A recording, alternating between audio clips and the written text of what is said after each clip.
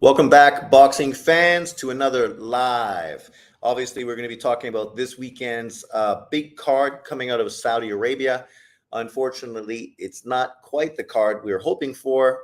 Bivol Beterbiev, undisputed light heavyweight world title fight, obviously is not happening. Beterbiev did hurt his knee, and obviously, from what we are hearing, that fight is going to be rescheduled to October or November of this year. So, meaning we're going to have to wait once again for that fight to happen. And for Beterbiev, who's getting close to 39 years old, I mean, it'll be interesting to see how time does play out, especially against a younger, more mobile fighter like Bivol. But nonetheless, it's still a very good card, and there's a lot of other news to talk about. So we're going to get to that. We're going to be breaking it down, looking at what's going on, and feel free to comment in the comment section below since this is a live. Mar the Machine, what's up, my man? Welcome to today's live. So let's get to this. I'm just going to share this up here so everybody can see a little bit. So there we go. So obviously this Wilder card, it's a pretty good card, solid. This is the card that probably is going to be the headline fight now that, of course, Bivol is fighting some unknown stay busy opponent, which is basically what he's doing. You can't really hate on him who he's fighting because obviously it's a late replacement opponent. But, it's also not the kind of fight that's really going to showcase Bivol or get anyone very excited about what he's doing in the ring. As far as Wilder and Big Bang Jang, this is a very intriguing story. Obviously, both of these guys coming off of losses to Joseph Parker, are trying to bounce back with what would be a very significant victory and would obviously put them back into contention for big money fights, whether in the States, the UK, or Saudi Arabia, funded by Turki Al-Sheikh. Thank you very much, Turki Al-Sheikh. And we'll have to wait to see how it unfolds, but it's a pretty intriguing fight. We talked about it a little bit yesterday on yesterday's live. So let's just go a little bit more in depth today, and feel free to leave your comments in the comment section below. Let me know what you think is going to be the outcome of this fight. I did make my prediction in my prediction league this week already. Let me turn to that and just see what I had to say. Sean Armstrong sent me a message. Oh, I wonder what happened. Okay, so there we are. So I have Jang by third round TKO. And don't take this as me being a Deontay Wilder hater, because that's not the situation. I'm in a league where I get points for predicting the correct outcome of a fight, and I get more points based on correct predictions. It's a tough fight to call. It could be one of those fights that ends up turning into one of those post Larry Holmes, post Muhammad Ali, 1980s heavyweight fights where dudes were big, fat, out of shape, and there was a lot more waltzing and a lot more holding and dancing going on than actual fighting. I would not be surprised at all if that's how this fight turns out. We know already both Wilder and Jang don't really have the best gas tanks. So it's going to be obviously who comes out early and can be most effective at the beginning of this fight. We know Jang is going to probably outweigh Wilder probably by a good 40 pounds, which potentially could really sort of tire out and take Wilder's legs away. We know Wilder has not been showing the best legs for quite a while now. Both of these guys have power, but at this point, Jang just does look like he's the more resilient out of the two of them. So at this point, you'd have to see who's really going to land probably the first big shot that could be the complete factor to what goes on in this fight, right? And the difference for Wilder is he's literally fighting a really dangerous puncher in Jang. Like, we always know the guys Wilder is facing are in with a very hard puncher in Deontay Wilder. Very good right hand, a lot of power, one hit acquitted type of puncher. Jang is similar, right? But Jang is obviously a much better all-around technical boxer. He's got a better jab. He's a better counter puncher. And we've seen that in multiple fights against top-level opponents recently. And even in the Joseph Parker fight, he looked far more dangerous than Deontay Wilder did in that fight, dropping Parker and looking like literally he was going to steamroll over Parker and do the same thing to Parker that he did with Joyce, right? Unfortunately, his wind did let him down, and then once he got by a certain point in that fight, he was just you know going through the motions just to survive and hoping that maybe something would land that would change things. With Wilder, he doesn't utilize his jab to set up his right hand. And so potentially it'll be interesting to see what he's going to do to try to get his right hand off against Zhang. Obviously, Zhang's got a big head. He's not that mobile, but his hands are pretty quick. Not his feet, but his hands. So I think it's a pretty interesting fight. It could turn into a hug fest, a snooze fest, but it also could turn into a really great Tommy Hearns, Marvin Hagler 3-round fight, right? And let's hope that's what it does turn into, because that would obviously be the best bang for our bucks as boxing fans. Wayne Evans is in the house. What's up, Wayne? Wilder always has a puncher's chance, just like Tank. True, except that Tank is obviously a better technical boxer as well. Drunk Irishman's in the house. What's up, my brother? So what do you think, Drunk Irishman? Who are you predicting is going to win this fight between Zhang and Wilder? Two big heavyweights, two big punchers. And obviously the first guy that lands could be the guy that walks away and walks himself into a big money fight, probably against Anthony Joshua, right? Depending on what goes on with Fury and Usyk, if they do the rematch, which it does look like they're going to do, what that would mean is that probably the winner of this fight is going to be Anthony Joshua's opponent, right? And that would be a great opponent. We also know that another fight on this card that potentially could be AJ's opponent as well. But yet this is the bigger money fight, right? I think regardless of who wins, Zhang or Wilder, I think whoever wins this fight, it's going to be a much bigger money fight for Anthony Joshua than obviously Hrgovic and Daniel Dubois. Obviously, Hrgovic and Daniel Dubois at this point of their career probably are more dangerous than Wilder and Zhang. But, you know, you got to see how things unfold. Derek Walton's in the house. That clown 78 was saying Wilder needs to fight Usyk next. And I'm like, you need to get your rematch against Parker.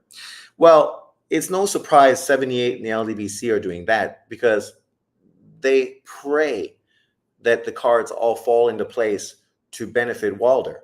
And unfortunately, today, this fight, this weekend, that could be the end of Wilder's career. If he does get fucking sparked out in 3 rounds by Zhang, that's it.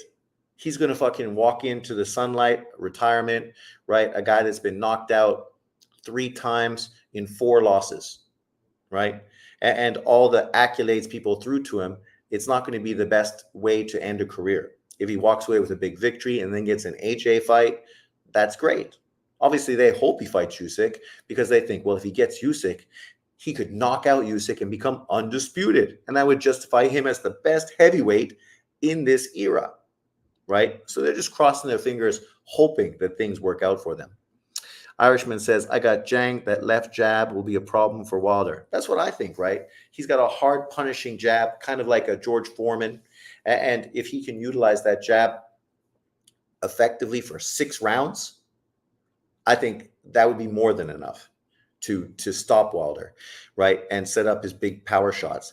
But hopefully his wind is better. That because, you know, nobody likes to see a dude that just fucking is gassed after 3 rounds. That Wilder Joshua matchup is fire, even if it's 5 years too late with no titles. It's still one of the best fights to make in heavyweight, in my opinion. Exactly.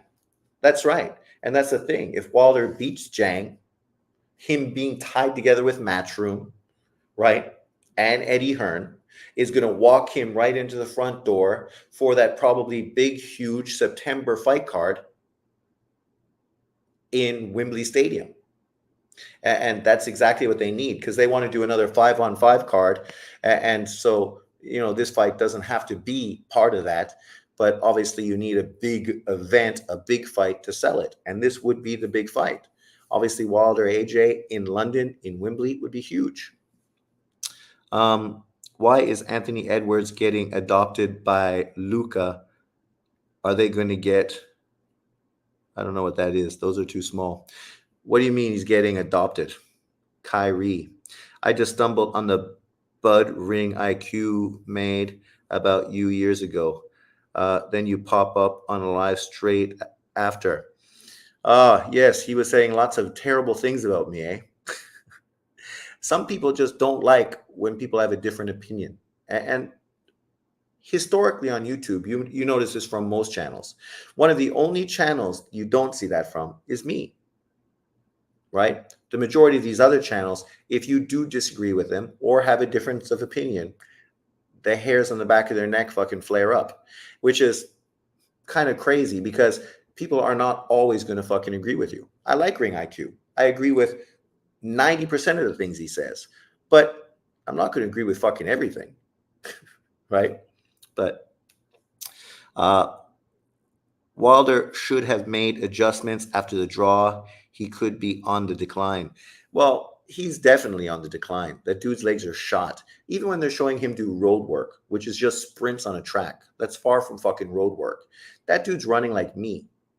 I'm 56 years old. That's what I look like when I fucking run. Stiff and slow as fuck, right? I ain't quite as chiseled, but that's the way I run, right? That dude, he's starting too late in doing what he should have always been doing. Hit the like button, people. For sure, hit the like button, people. It don't cost you nothing. And if you want to be a real straight up, then you can also hit me up with a super chat as well. Wayne Evans says, 11 watching, 5 likes. Come on, guys. You know what to do. I never understand why people don't hit the like button. Even if you don't like me, you're here to enjoy the content. So you might as well at least acknowledge it, right? Just acknowledge it. That's all you have to do, right? It's irrelevant of you liking me as an individual. You don't have to like me. That's fine. I mean, it is what it is. This is just a platform for you to give your opinions. And because of that, you should at least say, thanks, brother. But let's move on. Obviously, the other big fight on this card is Daniel Dubois versus Hrgovic. And what we're hearing is that potentially the IBF might strip Usyk to put the winner of that fight as the IBF world champion. Yet all these channels on YouTube that fucking make content every day don't want to talk about why the sanctioning bodies are the cancer to the fucking sport. Right? Like literally, Usyk just beats Fury to become the first undisputed champion in 25 fucking years. And you want to strip his ass like you stripped Bud Crawford. Like this. Like fucking the IBF is terrible. And the reality is Daniel Dubois already got beat by fucking Usyk. Right? And in truth, fucking Hrgovic looked like he lost to fucking Zhang. So there should be no rush to push one of those dudes into the fucking championship position. As a mandatory, sure. And after Usyk beats Fury or Fury beats Usyk in the rematch, that's the fight that should be mandated, right? The same way that obviously Charlo was mandated to fight Tim Tszyu after Tim Tszyu stepped aside to allow him to fight for Undisputed. And at that point, the WBO mandated him to fight him. And when he didn't, obviously they stripped him of his title to give Tim Tszyu the opportunity. But that's what it should be like, not like this. This is just a terrible look. John Boxing just gave you a like. Thanks, John. That's the least you should do. Really, you closed down my channel. The least you can do is fucking give my video a like. Fit legs are most important in boxing. Fuck, man. Like in sports in general. Like when I got older and still played basketball until my 45 years, until my back really sort of went out on me, you can feel the difference when you don't have any legs anymore. You don't rebound so well. You don't drive to the hole with so much power. Even your jump shot is not nearly as fucking good because you're not getting as much lift, right? And that's basketball. That's not even boxing. Derek Walton says, I think Wilder isn't just the same fighter he once was from the trilogy with Fury. I'll add Fury taking all that punishment from Wilder and his subpar performance against Ngannou, his fluctuation in. Well, I think Fury looked great against Usyk. And as D Styles said, I think recently in a video today that he did, after the 6th round, I think it was, I felt pretty confident that Fury was going to go on to stop Usyk, right? And of course, I wanted Usyk to win more than I wanted Fury to win. But at that point, I was just like, Jesus Christ, man, Fury is that fucking dude. Like just the way he's turning fucking things around and now beating the crap out of Usyk. It looks like Usyk is not long for the world. But things happen, right? Like when Manny Pacquiao got knocked out by Juan Manuel Marquez, that was the most dominant Manny Pacquiao we'd ever seen against Marquez. He was literally piecing his ass up. But then because he jumped in 10 seconds before the end of a round, Marquez stepped on his foot and he fucking lost balance, fell forward right into a big right hand, got KO'd. If he would have just stepped out, came back the next round, that shit never would have happened. He would have fucking stopped Marquez probably within the next 2 rounds and made a definitive statement. But that's how quick boxing momentum can change, right? Momentum can change. Red or Dead says Spence trying to sidestep Bud for the belt. I don't know if he's sidestepping. I think what they're trying to do is probably what they should do. Allow Spence to win titles and allow Bud Crawford to win titles. And then you can have them fight in 2-belt unification, right? But that means Spence got to beat Funduro and probably Lubin. And Crawford's got to beat Madrimov, maybe Charlo, if he ain't full of shit. And then who? Weren't they saying he's being mandated by somebody? And probably the Tim Tszyu, Virgil Ortiz winner. So it's one of those 2 fights probably, right? But potentially it could be 3. And in truth, the winner of Ortiz, Tim Tszyu is a big money fight. Charlo, coming out of basically getting embarrassed against Canelo, I mean, it's not really a big fight unless he bounces back with a performance. But then to fight Spence afterwards for undisputed unification, that's good, man. That's not a bad thing to do. It makes tons of sense, and I can understand why the PBC would maneuver towards that direction. I can't find your basketball channel. God damn it. I shared it on a video yesterday. Just scroll down. Somebody else asked for the links, and the links are fucking right there. So just click on the link. Yesterday's live. But that's the thing. You know, you have videos here, but literally you can write in my name and the title, and fucking YouTube still won't show you fucking the video. Still won't show you the video. It's like, how's a brother supposed to get fucking views if you guys don't even allow people to write my name of my channel in and actually have it pop up fucking at the beginning? I don't think Wilder is on the decline. He's always been a shit. Same with Fury. Is Wilder even a top 5 heavyweight at this era? AJ, Usyk, Fury, Parker, Ruiz all have better resumes than him. It's true, right? Like, depending on what Ruiz does moving forward, he's young. He's the youngest out of all of them. And Parker as well, right? We should do a Parker Ruiz fucking rematch. Those 2 guys literally could end their careers with way better resumes than Deontay Wilder, right? And that's not hate. That's just fact. Like those guys, I mean, Ruiz beat Anthony Joshua, should have beat Parker, but got screwed in the New Zealand card. Obviously, Parker beat Ruiz and then just beat Wilder and just beat fucking Zhang and is probably going to get a big fight against somebody moving forward, maybe a Dillian White or somebody of that magnitude, right? Maybe Ajit Kabial, you know, who knows, right? But obviously, these guys are still getting big fights and still building their resume. In my opinion, Bud smokes Spence at 154 too, without question. Sean, you should join the BDA show. I don't mind joining the BDA show. The only problem is his shows literally are on when I'm still sleeping in the morning, and I wake up early, so sometimes I could catch the end of a show, but you know, like that shit's happening early. You know, I live in Asia, so time is different a little bit. If Wilder loses to Zhang, what does that say about Fury's resume? Well, it definitely shows that Fury's resume isn't as great as people were hyping it up to be based on a Klitschko win and a Deontay Wilder victory. Jag, what's up? Wilder, top 10, crossroads fight for him, for sure. Gifted 5 Sean unboxing memberships. Jag, you're a fucking mensch. I'm not Jewish, but, you know, it's a good term to use. A mensch. I say Crawford is pound for pound number 1 because he has more knockouts than Usyk and knew he has wins. Well, that's fine, but that's not really the best way to judge, you know, the best. I mean, Inui and Bud Crawford have never fought anyone 40 pounds heavier than them, right? So that's why a lot of people now have Usyk number one, because what he's done is significant. I say Crawford. Oh, there we are. Jag. If Wilder wins, the talk is Wilder versus Jared Anderson. I don't think that's going to happen.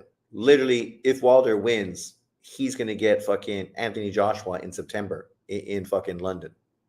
Why would you throw him in with Jared Anderson? He's not going to make big money. It makes no fucking sense at this point. Like, you could still fight Jared Anderson if you lose to Zhang, right? That's probably more likely. If he loses to Zhang, then they will use him to help build up Anderson if he allows that. The Wilder should be pound for pound number one by that logic. Exactly. Usyk pound for pound, he beat a man 40 pounds heavier if you got by KO. Is Madronov Bud's toughest opponent? I say yes.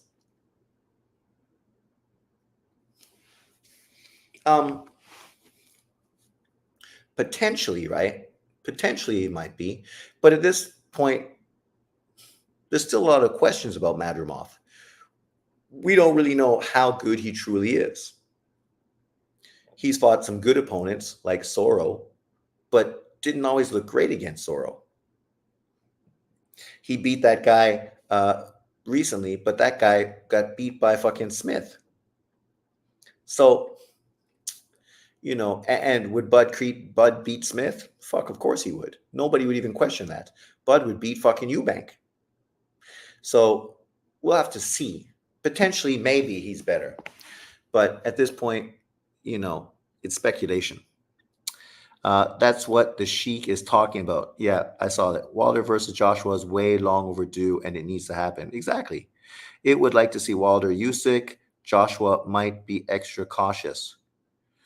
Wilder ain't going to be getting fucking a fight with Usyk. Why would fucking Usyk waste his time? He's a young, hungry guy. Perfect storm. Upset a 37-year-old legend. Well, that's true. He punches hard. He's unorthodox. He's obviously going to be resilient because he's a bigger fighter, right? And obviously going to come into the ring bigger. He's younger, and obviously he's got some good amateur pedigree as well. So it'll be intriguing to see how he does against Bud Crawford. I think he's a better version of Kavaliauskas, right? And Kavaliauskas gave Bud Crawford a good fight until he didn't. So if you use that as your guideline, then you would assume that Madrimov probably is going to give Bud Crawford a better matchup than Kavaliauskas until he isn't. What is Tank going to do if the PBC folds?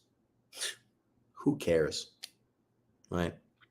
And I don't think the PBC would fold. I think basically Turki Al-Sheikh will probably buy them out, right? Because you want to take over the fighters. So he'd probably just buy them out and then do some cards in America and some super cards with the fighters involved. Fans are still waiting for AJ versus Fury, Wilder versus AJ. Yeah, well, that's it. Like, obviously, if Fury beats Usyk, then that's a huge fight. But in the meantime, AJ got to fight someone, fight Wilder, right?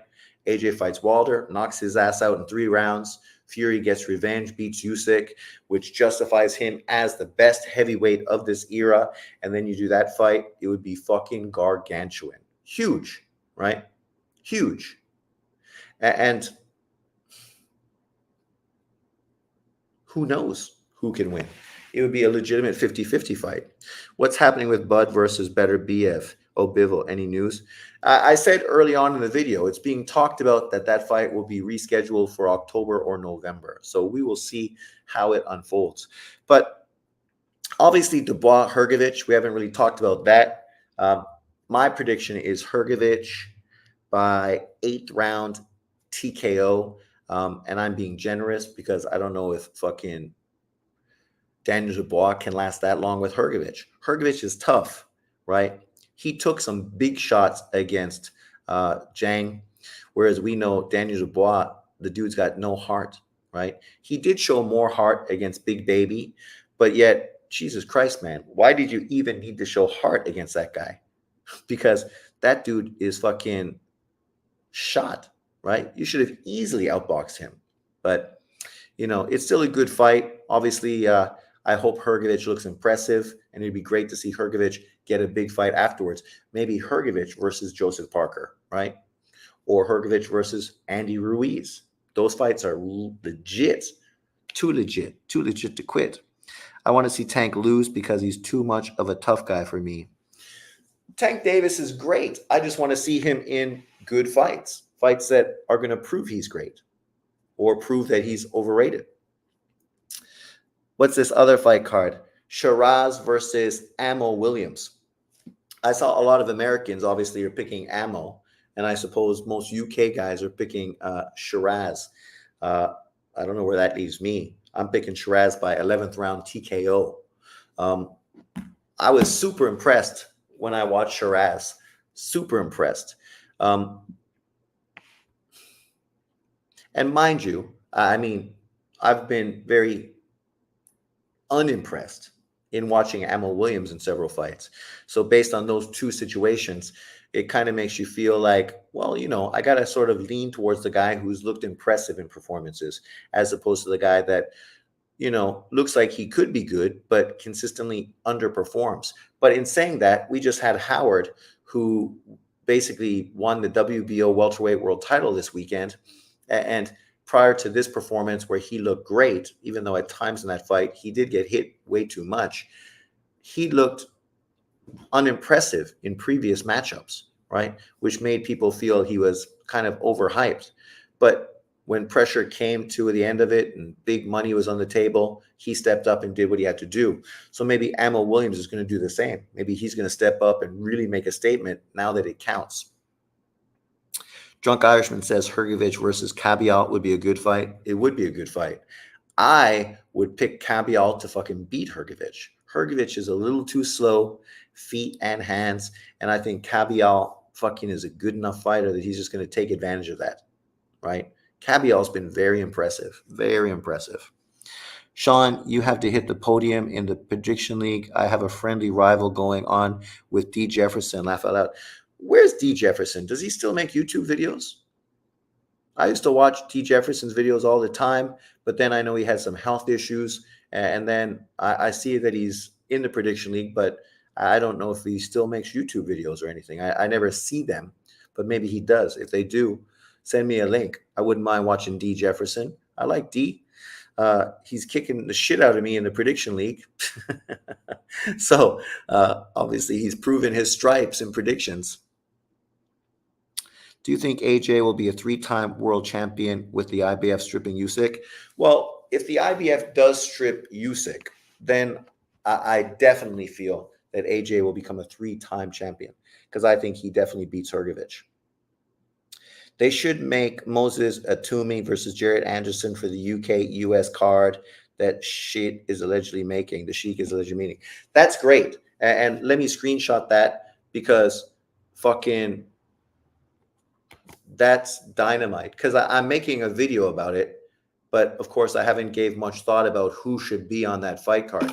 But that shit's fucking dynamite, right? They also talked about US versus Mexico card. I mentioned it in my other video the other day. If you haven't seen it, go check it out.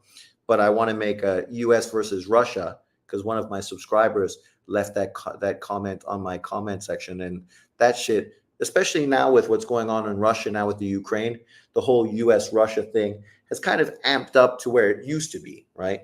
It's still not close to what it used to be, but it still becomes far more relevant. But a UK-US card, that matchup would be fucking great, even though Atumi is probably a little too inexperienced at this point to take on Jared Anderson, right? You know, how many fights has he had? 6? Fury ducked Cabial. Wasn't he supposed to fight him in some tune-up? He was one of the people mentioned, also mentioned for AJ as well. He's been mentioned with lots of guys over the years. And now you see why they don't want to fight him, because he's too dangerous. Too dangerous, but unknown. So you can't really make money off of him, but he definitely could make you look bad.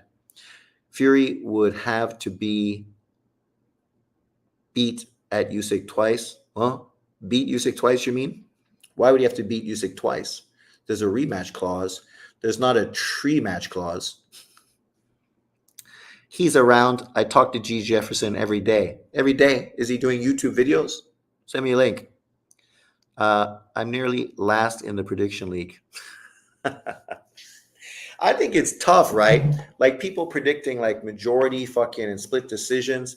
I don't know how they fucking predict that shit and get it accurate so much. Like TKOs, okay, you got to pick the round specifically, which can be problematic. UDs are easy, but predicting a fucking split decision or a majority decision, Jesus Christ, man, that shit's almost impossible. Almost impossible, but not impossible. But yeah, I favor Shiraz in this Amel Williams fight card. What about you guys? What do you think? Who do you think is going to win that? Who's from the UK in the house? Who's from the States? Obviously, I think that's probably going to impact you guys a bit, but that's good. This would have been the perfect US UK sort of fight as well. Then, of course, you have Bivol versus this guy I don't know. I mean, I predicted that fight is going to be 9th round TKO for Bivol. Bivol's not a knockout puncher, but I think he's fighting a complete bum. So I think, he'll even be able to stop that guy. What do you think of Bob losing his shit after the Taylor decision? It was weird. It was weird. And then saying he's never going to bring any more Americans to fucking the UK. Josh Taylor's fucking Scottish. So it was just weird. I mean, the scorecards don't really mean anything. Most people feel that Jack Catterall was the guy that deserved to win. I think the scorecards were fine because they were almost similar to what I had. I felt he won easily. Just because Taylor was competitive doesn't mean he was winning rounds, right? But this is scoring, and this is why scoring becomes so controversial because people have such difference of opinions. I was listening to that panel with D Styles and those guys today when I was at work, and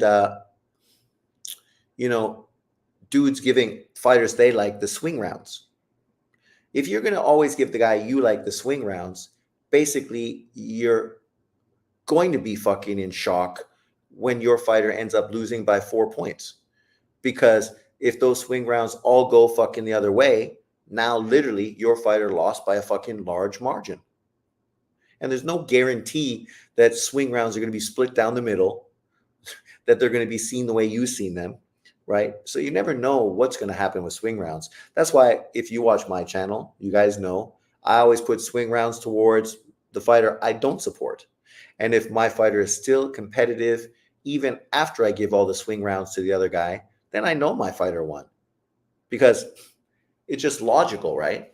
It's logical that the guy I'm giving all the fucking swing rounds to, if my fighter is still competitive in that fight and ends up, it's justified that he won the fight at that point. The best man won, but 117, 111. How many rounds did you give Taylor? Because I watched the fight, and I don't know if I saw any significant rounds he literally won. Sure, there was rounds maybe you could favor him, but I don't think there was any rounds he definitively won. He did not look good. He was inconsistent. He was eating jabs fucking the whole fucking night. He couldn't get away from that left hand. Literally, that shit hit him every time Jack Catterall threw it. And if Jack wouldn't have got tired, he could have fucking threw that shit all day and he would have landed it. Because that's how fucking wide open Taylor was. Taylor had some good body work, but he should have did that earlier. And he should have did it consistently. That should have been what he did all the time. Jab to the chest, hit to the body. For the first 5 rounds, that should have been the only thing he was doing. Right? Because at least your punches are going to fucking land and it's going to take something out of him. What do you think of Bob re-signing Bud? I don't think he will re-sign Bud. I think if they do work together, it'll be like a, one-off type of deal. Fights that benefit the two of them, kind of like with what he did with Devin Haney and Lomachenko, right? But What's the fight that isn't on this card? Well, there we are. There's Jang and Big Bang Jang and Wilder. Hergovich. Ah, that's the other fight we didn't talk about. I know John's sitting there and he wants to hear about it. Ball versus Ford. Uh, I think this is a pretty easy fight to predict. I mean, I think Ball potentially could be a tough fight because he's going to be a non-stop, aggressive, come forward fighter. Hopefully, he learned something against the Vargas fight when he fought a longer fighter who made it difficult for him to get on the inside. Obviously, Ford showed a lot of dog in the fight against the Eastern European guy he beat to win the title, but he was getting outboxed in that fight. He won't have to worry about getting outboxed in this fight. He's probably going to be the guy doing the boxing, using his feet and jab and reach to control the distance. The question is, can Ball pressure Ford enough to actually get to him? We know Ford is also struggling to make 126 pounds. He's talking about going to 130 after winning the world title. The only reason he's still at this weight is because he's making way more money in this fight than he would have fucking made to move up to take on one of those dudes at 130, right? It just makes more sense for him to stay at 126, especially with possibly a Nui and other people coming to that weight division. But yeah, I think he wins this fight, but it'll be interesting to see if Ball can really test his endurance and get on the inside and see if pressure can bust pipes. We were talking about Shakur Stevens matching up against Isaac Cruz, right? This is kind of a similar stylistic matchup, right? You know, I don't know if Ball's as good as Isaac Cruz. I don't know if his gas tank's as good, but it'll be interesting. It should be a entertaining fight, if nothing else. This probably is the fight that I'm most interested in. Because I think it's probably going to be the most entertaining fight to watch. I know I'm beating a dead horse here, but what do you think about Ryan Garcia, man? What do I think about Ryan Garcia? I don't think about Ryan Garcia. If you want to watch channels that want to talk about Ryan Garcia, fuck, that's all those channels are talking about. Literally every fucking day. I ain't using Ryan Garcia to try to get fucking AdSense money on my channel. He failed his drug test. He failed A, he failed B. Now we wait to see what the repercussions of that are, right? But, you know, truthfully, even if he gets suspended from boxing, he could still fucking go on, fight in Saudi Arabia and make big money fights, right? He's still going to be a big draw. He's still going to make fucking more money than the majority of boxers. And just as a social media guy, like Jake Paul, right? Basically, you can just put him as a better version of Jake Paul. So for Devin Haney, it's probably more important about what Devin Haney is going to do moving forward. He's the guy that's the more legitimate boxer and obviously is trying to build his legacy. Ryan Garcia was never trying to do that. What's your opinion on Mendy Scott as a coach or trainer? Garbage. Ryan Garcia is on something, and I don't mean PEDs. Well, fucking crack, man, for sure. That guy fucking. After listening to him do some lives, build up for that fight, I can't even listen to that dude, man. I don't want to fucking listen to him because he just sounds like a fucking retard. Who wins, Queensberry or Matchroom? That is the question. So I got Jang, so that's one Queensberry. I got Hergovich, so that's 1-1. Bivol is going to win against the Matchroom fighter. I guess that's not part of that. I think Ford is going to beat Ball, so that's 2-1 Matchroom. Is Richards fucking Queensberry? I think Richards is going to win that fight, so that's 2-2. And then who's the third fight? Shiraz versus Ammo Williams. I think Shiraz. So I think Queensberry wins 3-2. 3-2. Wilder could get a victory and make people believe that he's back. But the reality of that, his best days are well behind him, for sure. When was Wilder's best days? Certainly now, not right now. Before he fought Fury. Well, right.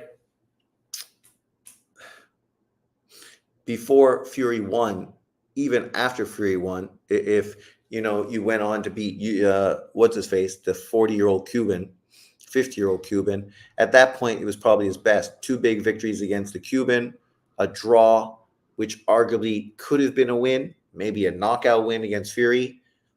That point, right? And when people were picking him to beat AJ, and we're literally talking about him being the baddest man in the division.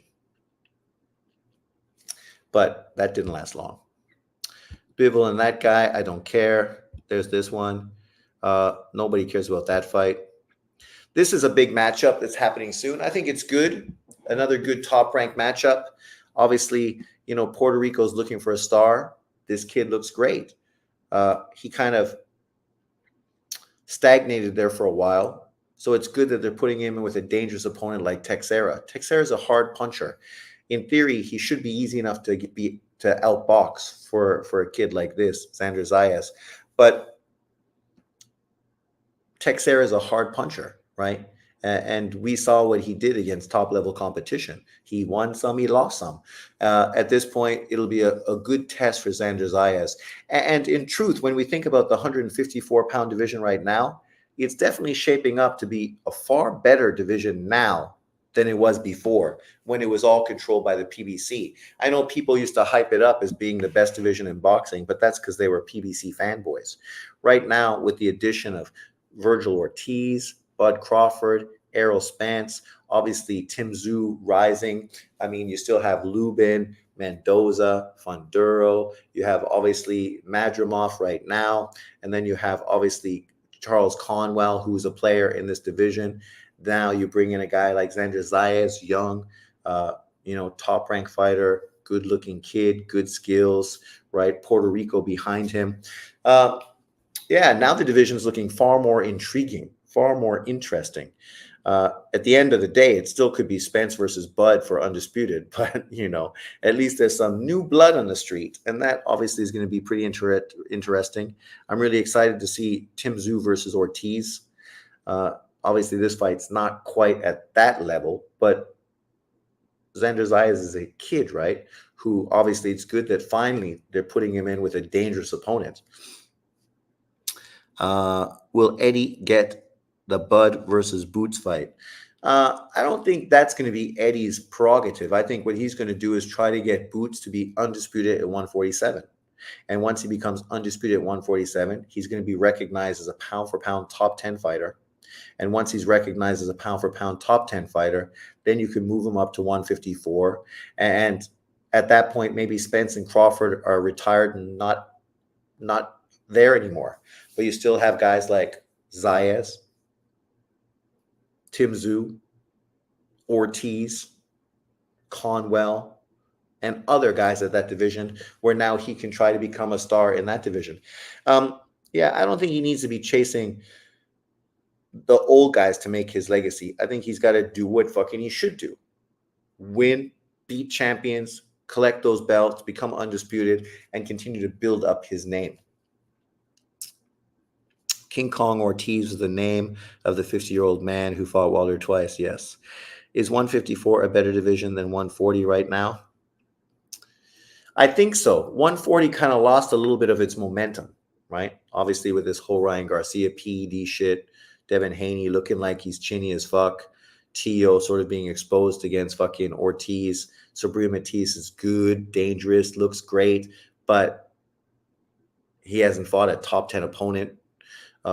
Fucking Isaac Cruz, a guy that got knocked out, lost to Tank Davis, didn't get knocked out, but lost to Tank Davis with one arm, beat a shit show in Rolly Romero. So what does that fucking prove? Not much. Gary Russell is finally fighting Puello, a guy he should have fought fucking already for a title. So how significant is that fight right now, right? All the guys like Taylor, Ramirez, and Prograis look like they're done. Catterall is good, but he mostly sells in the UK.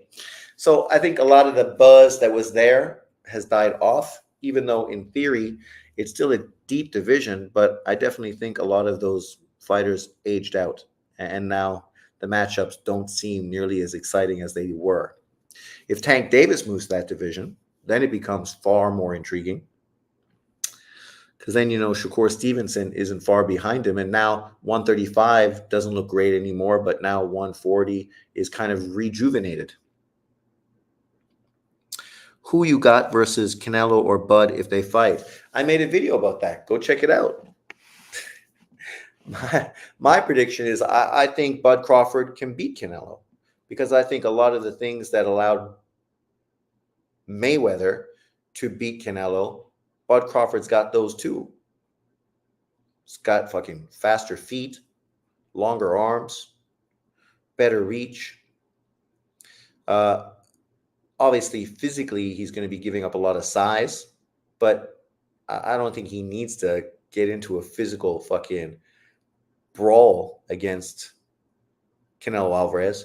I mean, he can do what Lara did, but just do it better, because he's better. He's not one-handed like Lara was. He also has more pop, has that power jab that he can throw out there and fucking, put a dent in Canelo. Probably not going to stop Canelo, but he could definitely make him think twice about fucking just being reckless and coming in. And Canelo is older, like Tank Davis, doesn't have a high punch output, so he could do similar to what Sugar Ray Leonard did to Marvin Hagler, right? Jab and move, jab and move, jab and move. Near the end of the fucking round, flurry like crazy. Boom, boom, boom, boom, boom, boom, boom, boom, boom, boom, boom, boom, boom, boom. And then go back to your corner, probably winning the round. And just do that for fucking 12 rounds. Top Rank versus PBC would be great. That would get all the idiots taking their biased bullshit. Talking, yeah, it would. And I talked about that as being, this would be the equivalent of Queensberry versus Matchroom. It would be great, right? Like, these kind of ideas are great for boxing. Fine, you love the PBC and other people hate the PBC. Whatever. If you can utilize all this energy, right, to hyping up a fight, that's fucking dynamite, right? It's great for the sport. It's great for the fighters. And it's great for you and me, because we love to talk shit and go back and forth. So, also Mexico versus America. Obviously, that would be a very intriguing thing. I saw Mexicans versus Mexican Americans. I don't know if that's something that would really do well. It seems counterproductive. US versus UK, but I don't know if the UK really has the quality throughout divisions to really be involved in that fight card at this point, to be honest. Like, if we're talking big guys, then okay. But if you talk about smaller weight divisions, I think the UK is going to fucking lose all day.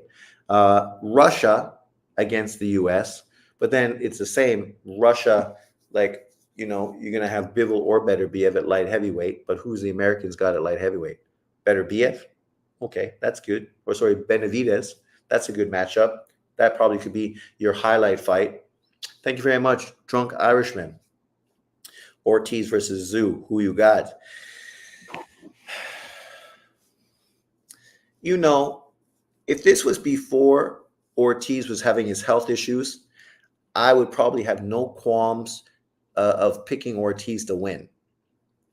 But based on the health issues, the inactivity, the level of competition he's faced since he's come back, I kind of got to favor Tim Tszyu. Tim Tszyu was looking really good and fighting very often and fighting good competition. Now he's training with his dad. Did you see that? Training with his dad in Thailand. So it'll be interesting to see what that does, because from what I heard, they didn't have a great relationship. So it's good that they are bonding together. But it'll be interesting. At this point, I probably have to favor Tszyu. But as I say, I would have been all over Virgil Ortiz, because he's just a much harder puncher. And I think over the course of the fight, that would really be the difference.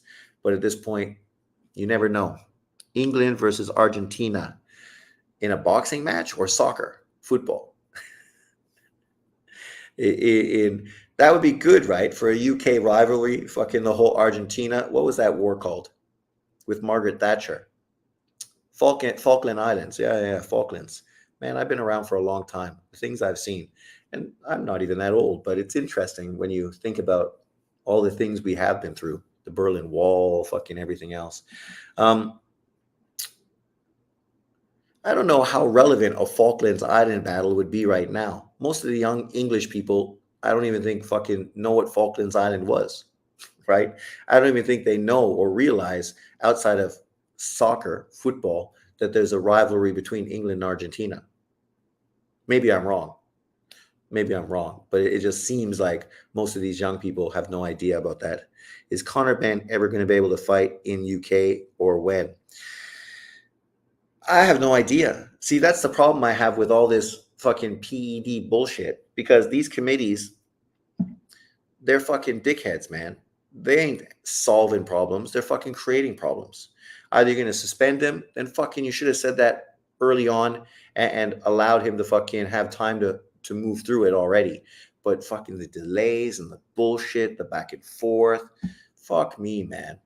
Like, if you want to be honest, fucking dudes are all cheating, right? Let's just be fucking completely honest. Haney's cheating.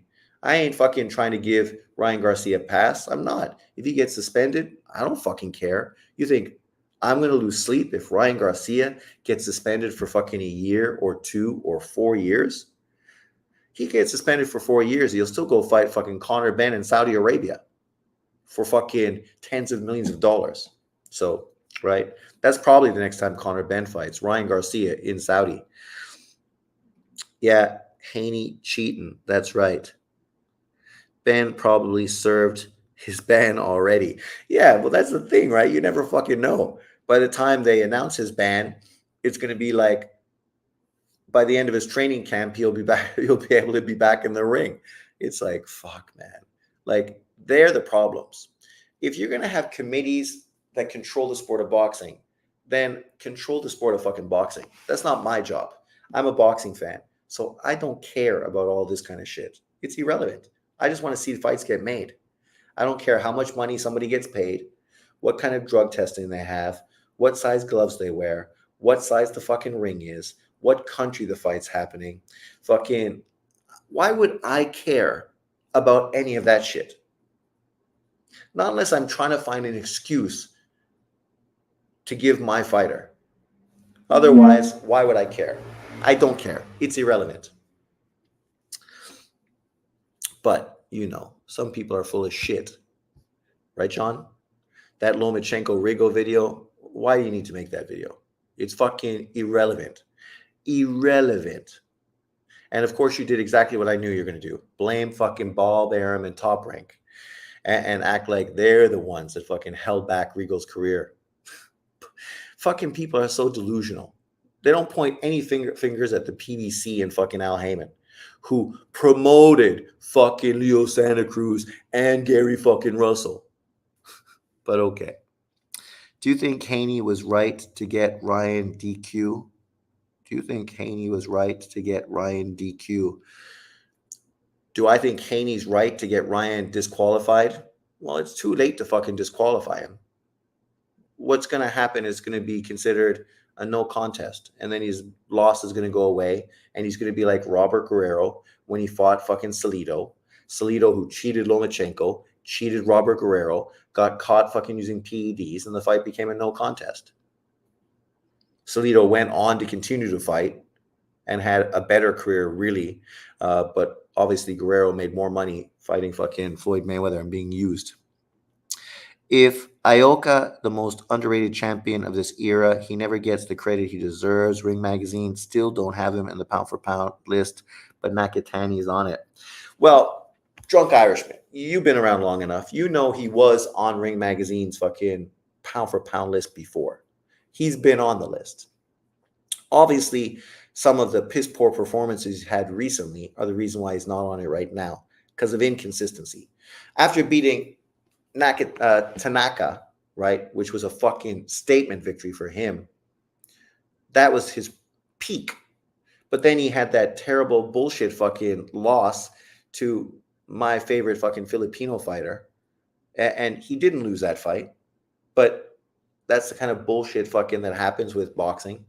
Then he came back, beat him in the rematch, fucking struggled against Bam Rodriguez's brother, and then came back and beat him convincingly in the rematch. Now he's going to fight, obviously, the tough Martinez kid, Fernando Martinez, to unify titles. You beat him, go fight the winner of fucking Estrada and Bam Rodriguez. Beat them, you become 3-belt unified champion. Then you can go rematch Tanaka. Not that anybody wants to watch that fight again, but maybe Tanaka wants sweet revenge. But he is underrated. He doesn't get the attention he deserves. But that's because most boxing fans are idiots that don't know fucking anything about the sport and look to praise certain fighters based on ethnicity and based on fucking the country they come from, as opposed to just being fucking boxing fans. Kenshiro and Ioka both deserve fucking equal fucking credit, potentially being on the pound for pound list. But obviously Kenshiro lost, and so did Ioka. And well, you know, Shiro came back and redeemed himself. So did Ioka. But obviously people are going to look at you a little, you know, questionable. When some from New York says Falkland Islands, who's from New York? Me? You think he beats Martinez? I think Martinez is a very similar fighter to Bam Rodriguez's brother, but not as long and not as young. So I definitely think that fight was good preparation for Fernando Martinez. I think technically he's a much better fighter than Fernando Martinez, but Fernando Martinez, as we saw against Kanjis, is a fucking Energizer bunny. But let's be honest, Ioka is a way better fucking fighter than fucking Kanjis. What do you think of Ben Whittaker's style, Drunken Monkey? Yeah, I don't mind people having style and flair. You look at Roy Jones, right? But Roy, it wasn't just show. There was real go there as well. Ben is trying to be more like Naz. And what happened with Naz, he looked great against shit opposition. And when he stepped up and faced legitimate competition, he was exposed. Ben Whittaker is a fucking Olympian who, you know, you could put swag and style into your game, but it shouldn't be fucking to the extent where it just makes a mockery of the fucking fight, because that's what he's doing. He's making it look like a mockery so that people are like, so if they're putting in you as such bum ass opponents, then tell them to put you in against better fucking competition. So you can't do that. So you literally have to fight. And then potentially the same thing's going to happen to him that happened to that other English kid at 147, 154 pounds. What's his name? You know, looked good coming out of the British Olympic team. And then fucking got beat by the guy Bud Crawford destroyed. That guy beat the crap out of him and basically ruined his career. Right? That's potentially the same thing that's going to happen to him. Loma and Rigo were probably close in weight on fight night than Haney and Loma were. For sure. 100%. 100 fucking percent they were close to fucking weight. Far more than Haney Lomachenko. That ain't even fucking comparable. But what he's failing to discuss, and this is what guys like him fail to do, is that Loma offered fucking Rigo a catchweight fight at 124 pounds when he was the 126-pound champion and Rigo was the 122-pound champion, with a rehydration fucking clause. So literally Lomachenko is giving Rigo everything. But Rigo walked away. Josh Kelly, yes, thank you. But Rigo walked away because it wasn't enough money. Right? Yet somehow we're going to ignore the fact that Lomachenko was willing to make the fight, give up all of these things to make the fight, yet people are going, oh, fucking, they're lowballing him. Lowballing him? What did he go on to fucking make millions of dollars in his career? No. The dude got blackballed by the PBC. He should have just fucking took the fight when he should have took the fight, right? That's when he should have did it. And he could have won that fight, and then his career would have fucking continued to move forward. But he didn't. Just like, what's his face? The Axeman. The Axeman was supposed to be a unification fight at 126. He fucking lost his title on the scale. And then they tried to make the fight at 130, and he fucking felt he was being lowballed and fucking delayed the fight. And then people said, oh, he hasn't fought in 11 months. Oh, well, fucking, when Lomachenko didn't fight for a year against fucking Jermaine Ortiz, did people use that as an excuse to say that he didn't look great because he hadn't fought for fucking a year and hadn't even been training for a year?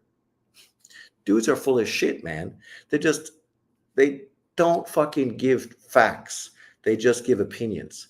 And they have stupid fucking people that subscribe to the channels that believe everything they fucking say, even when literally it's fucking a load of bullshit. You guys were on my live last time, yesterday, day before.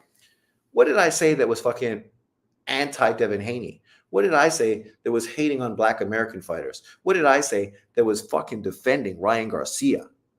But yet this guy come out with a video saying all this shit that's complete fucking bullshit. Again, because that's what he always does. Full of poo-poo, full of shit. But who's surprised?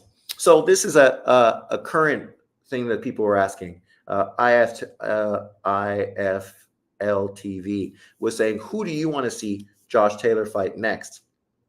When you look at this list, Conor Benn, Ennis, Garcia, Haney, Smith. Obviously, I think a Jack Catterall fight makes sense for a trilogy. And if you're not going to fight Catterall in a trilogy fight, Dalton Smith fight makes no sense. It's a great fight if you're trying to build up Dalton Smith, but it makes no sense for fucking Taylor. Haney makes no sense because, first of all, what's Haney going to get from beating a dude that literally got beat by Lopez and just got beat by Catterall? It's not a win-win for him. Ryan Garcia, well, maybe they could fight him because he's going to fucking need to go somewhere to fight because he's probably not going to get an American boxing license. Boots Ennis? Boots Ennis would love the opportunity to knock out fucking Josh Taylor. But why would Josh Taylor want that fight? Moving up to 147, coming off of 2 losses, he's going to fight a better fighter. That's going to work out well. And then you got Conor Benn, which financially makes the most sense. Do that fight. Conor Benn has a lot of name recognition, but who's he beat? What has he really done? Fucking no one. So if you're going to go to 147, you might as well get the highest payday available to fight a guy who literally hasn't fucking done anything, right? Who technically you should be able to beat. Also, who's on PEDs. So if he's not on PEDs, he probably won't be punching as hard as he was before. Roy Dixon's in the house. Conor Benn would be a good fight that sells in the UK, but Benn can't fight in the UK. And that's the question. How long is that bullshit going to fucking last? But they can do it in fucking Saudi Arabia, and everybody in the UK will still watch it. Those facts are ignored. Well, that's true. Generally, facts are ignored. Here's the other fight we're talking about at 140. This fight is like too little too late. Russell had a lot of momentum behind him. And then literally last year in 2023, when the PBC was fucking doing the most they've done in years, probably their whole inception of a boxing promoter, the most they did was last year, 2023. They dominated 2023. And this fight could have happened. But fucking this dumb motherfucker walks away from the fight saying that fighting Puello is a step backwards, even though Puello was the world champion or the fight was for the WBA world title. Puello went on to win the title or already had it, ended up losing his title because he was on the juice. No one talks about that though, right? People only fucking hate non-black fighters that use the juice. When black fighters are on the juice, no one talks about it. But yet, oh, if it was a black fighter, everybody would talk about it. Yet no one talks about Puello. Why is that? Why? Okay. But Puello fucking ended up getting caught using juice, ended up losing his title, and now is bouncing back. Obviously, the winner of this fight, potentially could be an Isaac Cruz opponent. That'd be a great fight. I would love to see fucking Russell against Cruz. I'd love to see Russell versus Subriel Matias. I'd love to see Russell versus Lopez. I'd love to see Russell versus Devin Haney. But the dude got to be fucking staying busy. He can't be like his brother, who basically had his career ruined by the PBC. But okay. Loma even stated that Rigo was too small, so he didn't give himself credit. Yeah, and he wasn't the one pushing for that fight. It was literally Lomachenko haters that fucking were acting like that fight had to happen. I made the same video for Lomachenko that I made for Spence. It's a no-win situation. Lomachenko doesn't win if he wins. He doesn't win if he loses. If he loses, he should have won. And if he wins, well, he should have won. Spence was in the same situation when he fought Mikey Garcia. It's a no-win situation. And that's the same thing Canelo Alvarez is saying now with regards to Bud Crawford. Why do I want that fight? It's a no-win situation. If I beat Crawford, I'm not going to get respect for the fight. And if I lose, I'm going to fucking be clowned hard. Newton, did you watch that documentary on Haney on Conte? No. Tank talking shit about Saudis because he won't be able to cherry pick. Probably. I wish we got the Teo Loma rematch. Yeah.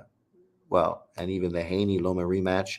The fucking Salido Loma rematch. Iceman, are you talking about the Hall of Shame documentary on Netflix? Is it on Netflix? Because if it's on Netflix, I will definitely check it out. The Hall of Shame. Here we go. 2 controversial topics. Let me know what you guys think. It's kind of controversial. So which country produces the best boxers? They have Mexico, England, the States, and I guess, are they saying the Ukraine or Eastern Europe? Because, I mean, Ukraine is pretty small, so you'd probably have to say Eastern Europe and just put a bunch of countries together in accumulation. But for me, this seems like a no-brainer. Obviously, the U.S. produces the most boxers, high-level fighters in the sport, right?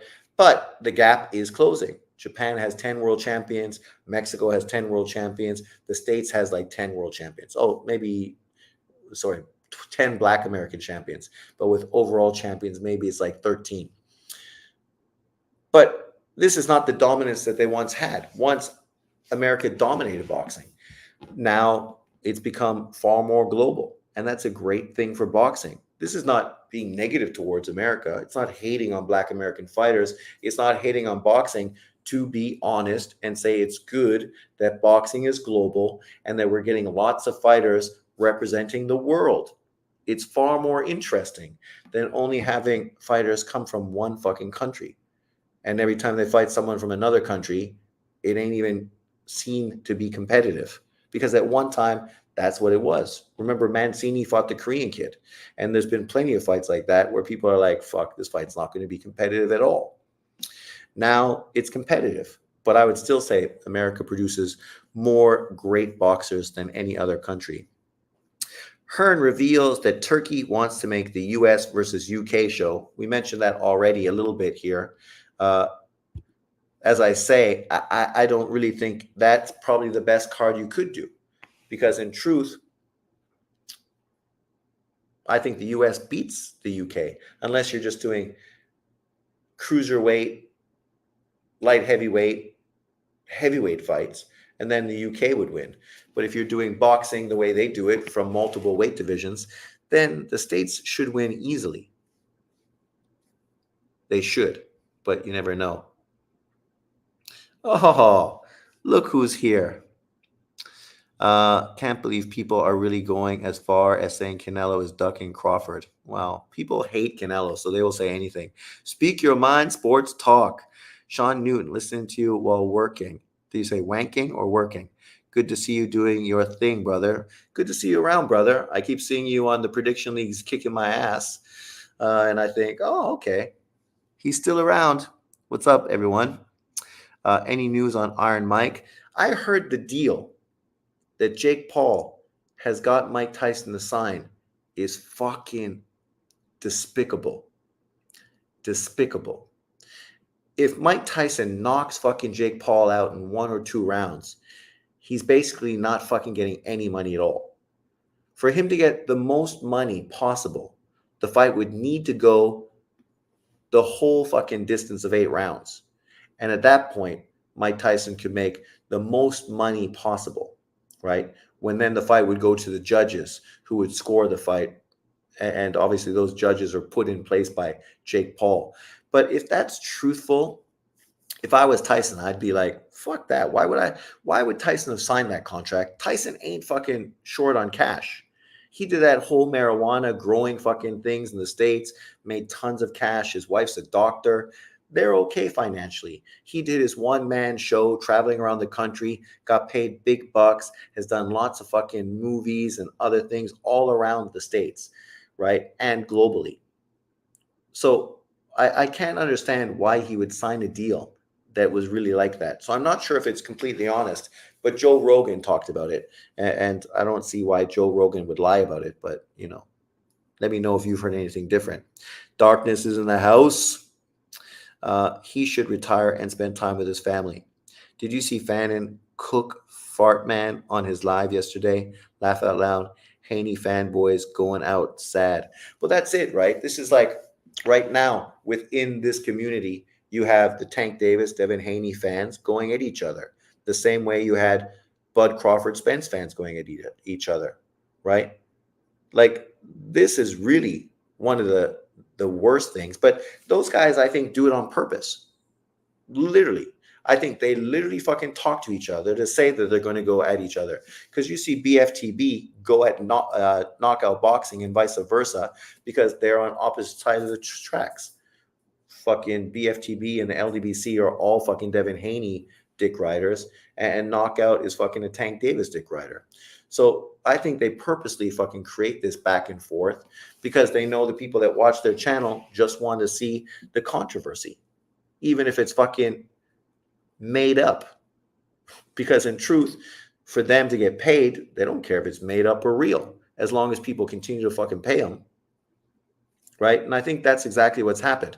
Knockout Boxing used to talk a lot more about boxing, break down fights, and do a lot of that. Now he's not doing any of that anymore. He's doing a lot more of this LDBC stuff because he knows that if he wants to just make money from doing YouTube boxing content, that's the direction he needs to go.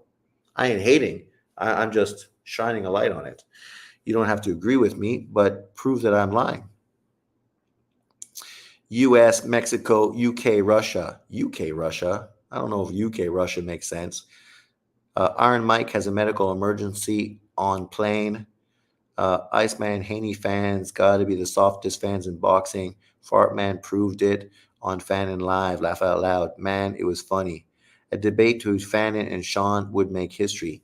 That dude would never debate me. All those dudes, I had fucking rapport with them.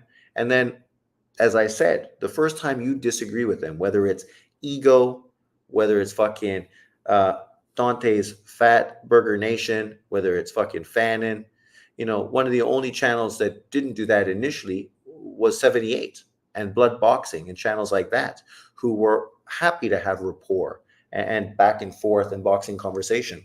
That was, of course, until the LDBC was created. And then they went out of their way to basically blackball anyone that wasn't black and anyone that had a different opinion.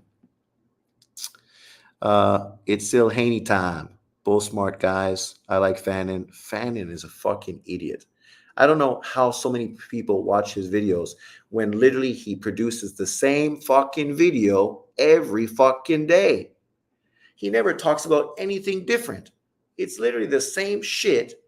And he fucking puts, fucking titles out there to grab your attention. And then you click on to watch the video and it's the same bullshit he always talks about. It's like, fuck, man.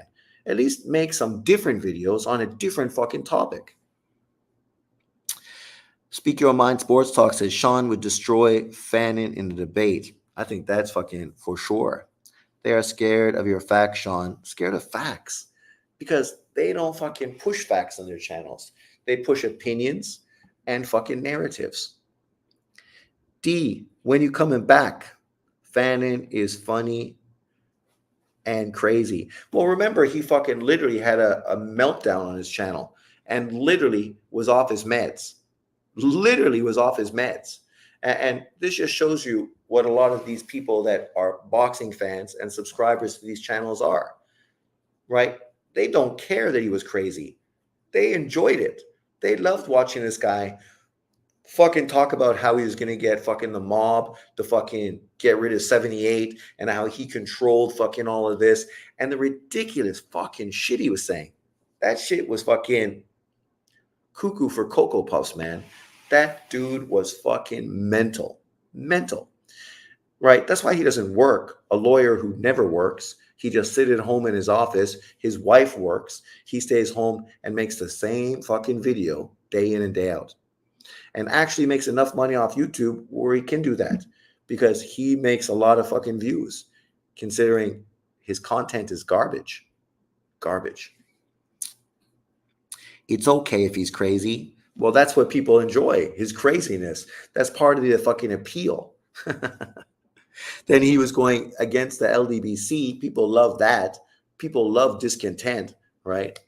That was like that other fucking dude that used to be part of the LDBC, and then fucking all the wheels came off when his fucking bullshit was exposed. I can't remember the guy's channel. I used to go back and forth with him a bit too. And it was fucking hilarious just to see this shit fucking unfurl in front of you. And that he was fucking a complete fucking degenerate. What do you think about Goodfella TV? He's okay. He's okay. He's not bad. At least he doesn't play the games of these other fucking dumbasses, right? He's just a boxing fan.